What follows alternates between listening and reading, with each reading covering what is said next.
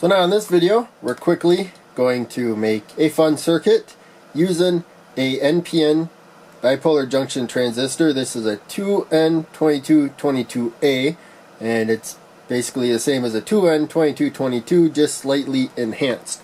And so we're going to turn the power on. And first off, I have 12 volts at the rail there. As you can see there, I already set the trim pot to 5.7 volts.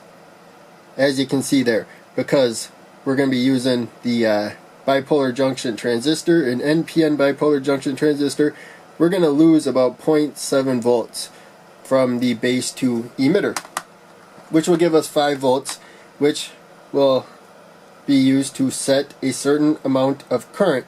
That will be the voltage, and the current will be set. I'm going to use a 1 kilo ohm resistor to make the math easy.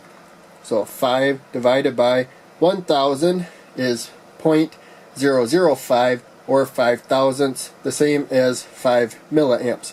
Now, flat side looking at us, the left pin is the emitter, middle pin is the base, and right pin is the collector. So the emitter is going to go to the negative side of the power supply, and the collector to the positive side.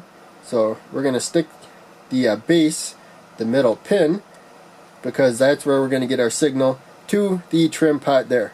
So we set it there, and that's how we wire the base. Just the trim pot, we're giving it a voltage. So now we're going to take the resistor, and we should probably zoom in to see things better.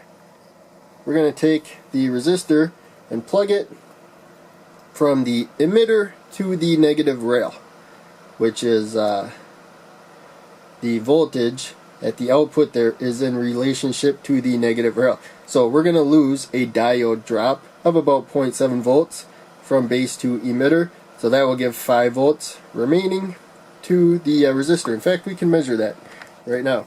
So we come back. First I'll go to the base of the transistor. And actually it's not going to work right now because we don't have a load yet. So all the power has to go through that trim pot. It's going to drop voltage. But we set the voltage. That's the important part so far. So we're going to take an LED, and we're going to put that, actually first let's take a measurement without the LED. So we're going to set the meter to measure milliamps. That's microamps. Milliamps right there. The red probe does not need to move with this meter. So there we go. And I set the power supply to, I don't know the exact current, but it's less than what will damage the meter. So if you can lower current to a value lower than what will damage the meter, that's a good idea, just in case you accidentally measure the power supply. But in any case, we're going to go up to the positive rail here, and then go to the top pin, the collector of the transistor. And now you can see that 5 milliamps of current right there. So that's how much the transistor is letting go through, because we're providing 5 volts at the base, and that voltage will be there under load. And so put that wire away, so never mind. But in any case, the main takeaway was we had 5 milliamps. So now we're going to add an LED. So we have the LED, there you go, the long lead, the anode 1 row above the collector, short lead, the cathode, we're going to plug in to the collector there. And now when we take our measurement, we will see again 5 milliamps, that same exact same amount of current right there. And now we're going to add another LED.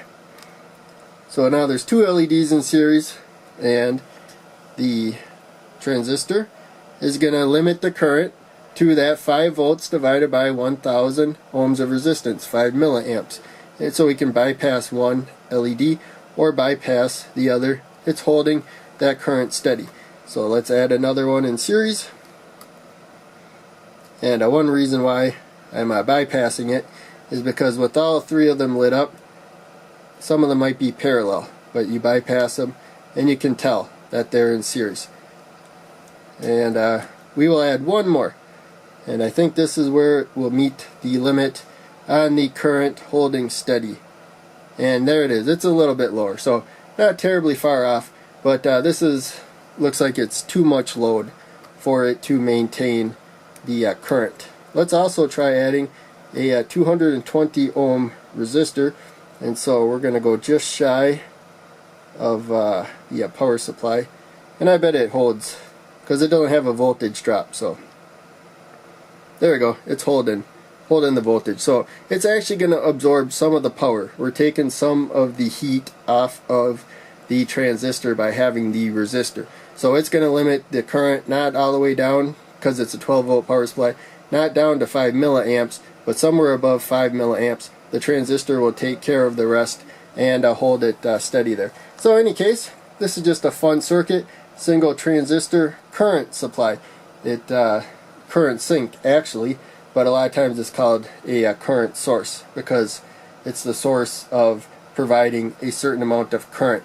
But the actual current, when you go positive and negative, is actually sinking through the transistor, because the current, as far as we're concerned, is on the collector side, and that's the more positive side. So technically it's called a current sink, but it might also be called a current source, just because it's providing a certain amount of current. So hope you enjoyed the video. Thanks for watching. I'll see you in the next one.